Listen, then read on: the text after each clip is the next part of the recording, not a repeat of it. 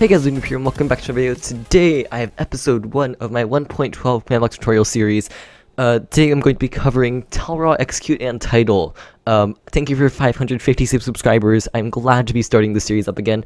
Or 1.12 did I say? I meant, yeah, it's 1.12 not 1.11. Anyways, I hope everything's fine right now. And yeah, I'm really excited to be rebooting this series. I'm technically recording it before 1.12 is officially out. It's right now at 1.12 pre-release 5. But I think it's safe to say that none of these commands will be changed again before 1.12 comes out. And if they do, I will go ahead and leave a change, or I'll leave what the change is down in the description. If not, you don't need to worry about it though. Anyways, yeah, so I'm going to be covering again Tellraw, Execute, and Title. Let me see here. There we go. Again, thanks for 550 subscribers, and sorry if you experience any lag throughout this video, because if you're new to this channel, my computer's crappy, and let me set this again tonight, because I don't want sunset, and I also want clear weather, because everything's ugly when there's not clear weather. Okay, here we go. Now everything looks nice again. So, and actually, I'm gonna have to redesign a thumbnail for this series. It has been actually almost exactly, or it's been about 11 months since I started my 1.10 command block tutorial series, and 6 months pretty much exactly since, or about 6 months anyways, since my original, or since my 1.11 command block tutorial series, so I'm glad to be starting this one up again. Hopefully this will go better than the 1.11 one, because the 1.11 one was honestly kind of lame, and I felt like it wasn't as polished as it could have been, so I'm going to be trying to kind of be revamping things in this video, and just kind of making them a lot better. But anyways, we should really move on to the commands themselves, which again are Tellraw, Execute, and Title. Before I start off though, I need to cover which commands did change in 1.12, because 1.12 did do a lot of command changes, but it only changed a couple of commands. So a lot of commands, or well, a couple of commands were added. Most of these commands that you just saw on screen a minute ago didn't change at all. The one that did change is the execute command, so I will go over the change there in a little bit, but any previous commands you've had should still work in 1.12. Alright, and for those of you who don't know, I like to go ahead and explain everything from the ground up, so if you have zero former command block experience, it should make sense. First off, we're going to go ahead and get ourselves a command block. Of course, you'll probably all know this, and I'm going to go ahead and make my thing bigger so I can all see here. I'm going to go give Wavejump Games command block. And of course, if you're on a Minecraft server, you're going to need to be opt, which, if you own the server, you need to do /op and then your username. And of course, if you're creating a new world, under options, you want to make sure cheat mode is on, to give yourself a command block. Anyways, once you have your command block, and by the way, in order to autocomplete that thing that said command block rather than typing it out, I just did C, and then I pressed tab until it appears. But actually, COM and tab is the fastest way to do it. Okay, oops, and let's not do that.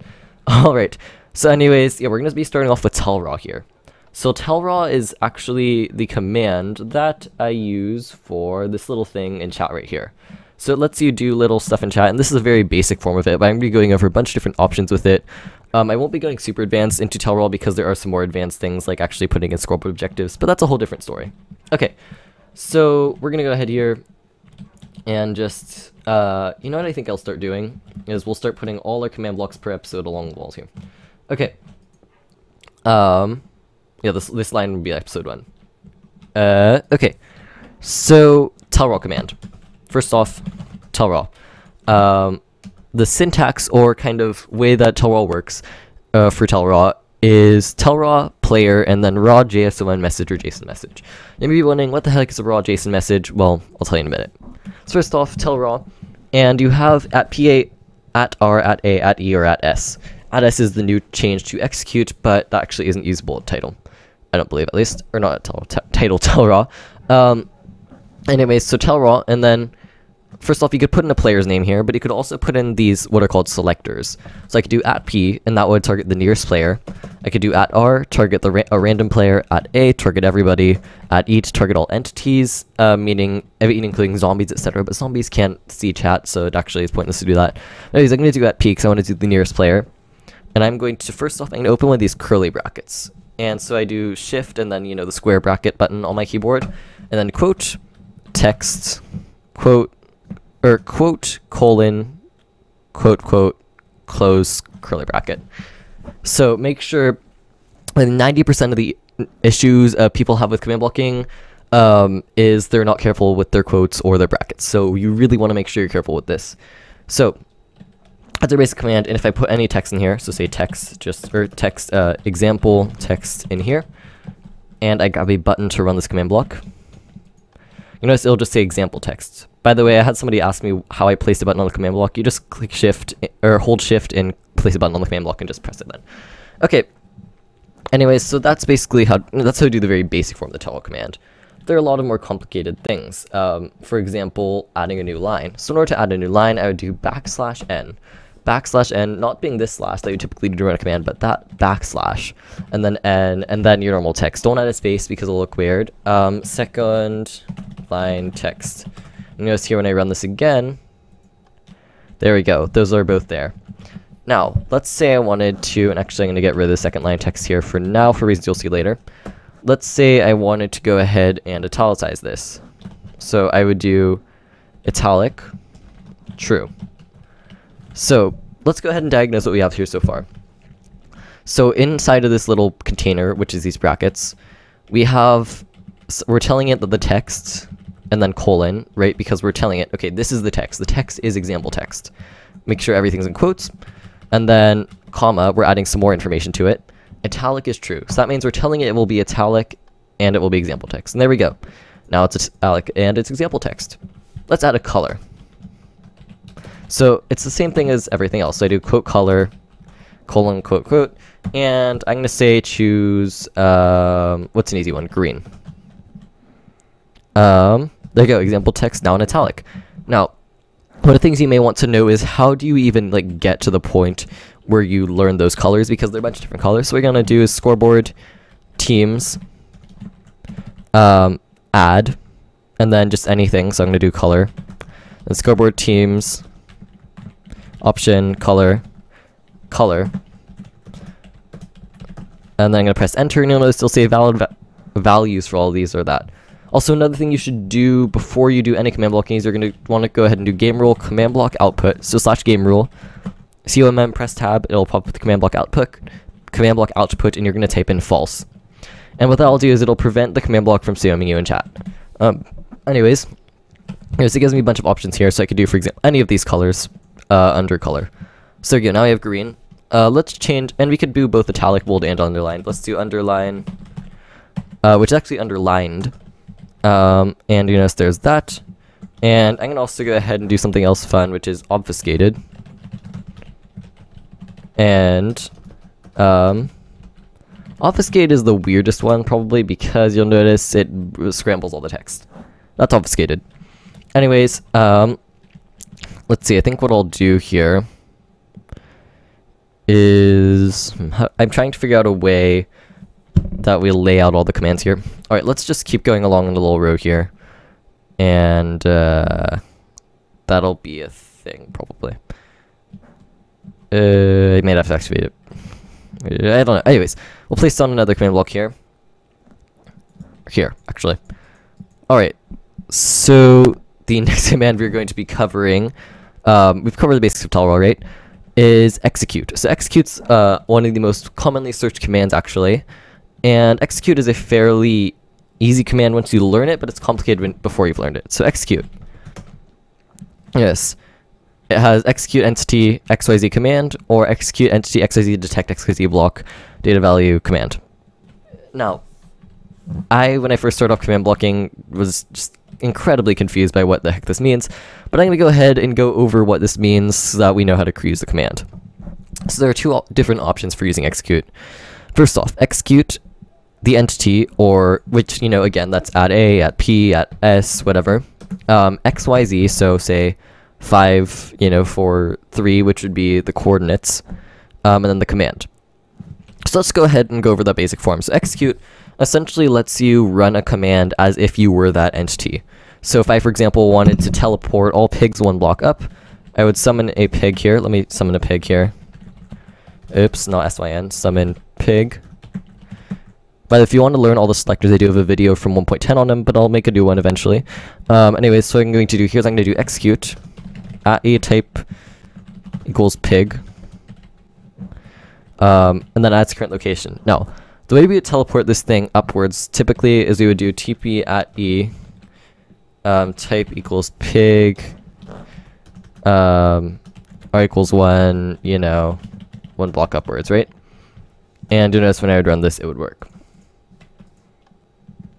But there's an easier way to do this now, which is instead of doing all this, you just do @s. So @s will take that previous entity you targeted, so @e type equals pig in this case, and it'll use it. So this very specific pig is being targeted again by this command. Now I should mention this isn't the great example of execute, I don't think, but it works nevertheless. And what I could also do, for example, is I could do, you know, say @s. I believe what I'll do is, yeah, every pig in the world would then say pig. Or if it had a name tag, here's another good example of this. So I grab an anvil here, and I were to name this pig, say for example Bob, because Bob is a great example. I use, why is the anvil in there? Then I could go ahead and name this pig Bob, and when I run this command now, Bob will say Bob. That's that. It's that easy. But there's a second type of execute command, which is detect. So I'm going to go ahead and kill Bob here. Sorry, Bob. And the detect command looks complicated, but again, it's a lot easier than you'd think. So you notice it's execute, and it starts the same, but then it goes to detect. XYZ, so again, the coordinates, a block, data value, and data value is kind of like the information about that block. So if I press F3 here, you'll notice, for example, the data with this quartz block, it's just Minecraft quartz block variant default. So that would be its data value is variant default. And then command. So what does this mean? Well, so if I go ahead and do execute, right? And then I'm going to want to go here and do our execute Wavejump games, and I'm going to do detect then. And I'm going to go and take the block below me. So for those of you who don't know, these little squiggly things are called tildes, and they're the block right above tab typically on your keyboard. Or not the block, the key, and you hold shift and press that key in order to go ahead and create this little squiggly thing. And we're gonna go ahead and take the one below me. So that's my Y coordinate right there, that's 8. So currently this right here would be 7. Up here would be 9, 10, 11, right? It's just up and down coordinates. Anyways, I'm gonna take the one below me, and I'm gonna look for a quartz block. And if I find a quartz block, I'm going to say found quartz block. And I'm going to temporarily here change this to repeat needs redstone. You notice when I press this right here, if I did this right, which I didn't, because I need to add a data value. So currently, if I look at block of quartz, and you could find this by pressing F3F, I believe. You notice there's a 0 next to it, so I'm just going to add a 0 after quartz block. And there you go. Now when I run this, you notice it'll say like about 20 times found quartz block. And that's a lot of times. But you'll notice here, that was when I was standing on a quartz block. If I stand on on glowstone, nothing will happen, but as soon as I switch over to quartz block, it starts again. So essentially just will depend on what you're standing on or what's near you. And it's fairly useful. For example, you could test for if a player is standing on a slime block, and if the player is standing on the slime block, give them jump boost, right? Super easy stuff, and just incredibly useful. So last command, of course, is title. And this is very related to Tellraw in its kind of formatting, but as it's very possible you just skipped over to title because, well, you didn't want to go through the Tellraw thing, I'll go ahead here and go over the basics for you again. So let's go ahead here. And actually, you know what I think I'm gonna do here? Yeah, I'm gonna have to figure out how to format this later. But anyways, so title, you notice there are a ton of different options, and that's what makes this so much more complicated. So first off, player. So I'm just gonna do Wavejump games. You can only use it on players because it doesn't make any sense to do it to anything but a player. So first off, what is a basic title? Well, I'm gonna show you an example here.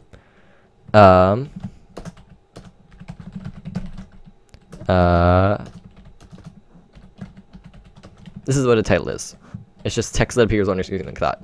But there are now new types of titles. There's action bars, which show up down right there. There are subtitles, which appear alongside titles, just like that. And yeah, that's that. But the question is how to use them. So first off, I need to go through all these here. So title. Title works very similar to these other ones. So I would go, or to the title command. So title, say @p title. And then again, I open with the squiggly bracket, quote, text, quote, colon, quote, and then I put in the text. So I'm going to say example title, quote, comma, quote, and we're going to add a color to it. So we're going to do color, quote, colon, quote, red. And then we're going to go ahead here to comma, and we're going to make it underlined. So underlined, true. And now, if I did the command correctly, which I probably didn't, I did do it correctly. You notice the thing appears on screen now saying example title. I should mention, you can't use \n creating a new line with titles. It'll just create a weird little character and it doesn't work. Okay, just how to do a basic title, but there are other types of titles. So first off, there is subtitle. So subtitle will go ahead and appear alongside a normal title whenever you do a normal title. So if I just create an example title here, and I were to add on a subtitle, and I were to do it right, which I didn't because I'm bad at life. There we go. Now you notice when I run this, example title appears under red. And there's also action bar, which appears on the bottom of the screen here. Which is very nice to note. And that's actually how I created this little thing here. I have an action bar and a normal title to say the current subscriber count and the episode number. Now, the other thing here is clear, reset, and times. So, first off, clear. Clear is to clear the, clear is to go ahead and get rid of that little text, or that subtitle, because the subtitle only appears, of course, when you do an actual title. Reset is to reset the timings, and I really shouldn't have reset the timings, but the times I notice here, you could set to very specific things. So for example, for me, the title I think appears for too long, so I'm going to do times, I'm going to have it fade in with, I don't know, let's do about 2 seconds, stay for 3, and then fade out for about 2 again. So when I do this, you notice it's actually way too fast. And I think it's actually 2 ticks is why. So let's do actually 33 too and see what happens. And you notice it now takes a little while to fade in. So we're going to actually change that down to like 15. We're going to change the time that shows up on screen to around 40, which will be about 2 seconds. And we'll have it take another slightly less than a second to fade back out. Alright, so that is right there, and then it fades right out. That's a good time, right? And let me clear the weather again. And actually, I'm going to create a quick repeating command block to get rid of the weather, because nobody likes rainy weather. It's ugly. And yeah, I'll put one right here. Just do that. Okay. And now we shouldn't have that again. And the sky looks cool again. Okay. So, I think we've covered everything. I hope you have enjoyed this video hugely, and that I was able to help you. If one of the commands you tried in this video didn't happen to work, here's what you could do. Leave a comment down below, and in this comment, copy and paste the command you're using, tell me what you were trying to do, and just tell me that you need help. You could rearrange the order of those, but if you do that, I will try and get back to you as soon as I can and try and get your command fixed. I love helping all of you, and you could actually join my Discord, which I have a video on if you'd like to get more immediate command help from me, but I reply to your comments fairly fast anyways. Once again, I hope you have enjoyed this video. If I helped you at all, or you are just feeling like you want to see more of these videos, hit the subscribe button. We just hit 556 subscribers, and when I started my 1.10 command block series, I believe I was under 100. So it's been crazy. It's been almost a year since I had less than 100 subscribers, and I've been growing like crazy. So if you all want to help and support me, go ahead and, of course, subscribe and leave a like down below to let other people who are coming to watch the video know that this was helpful to you. Thank you to Shatter on Patreon for supporting me. He is awesome, and he pays me right now $25 a month to help me create my videos and fund my server. And I know I'm keeping you all for way too long. So again, I hope you have enjoyed this video. Thanks for watching. Bye.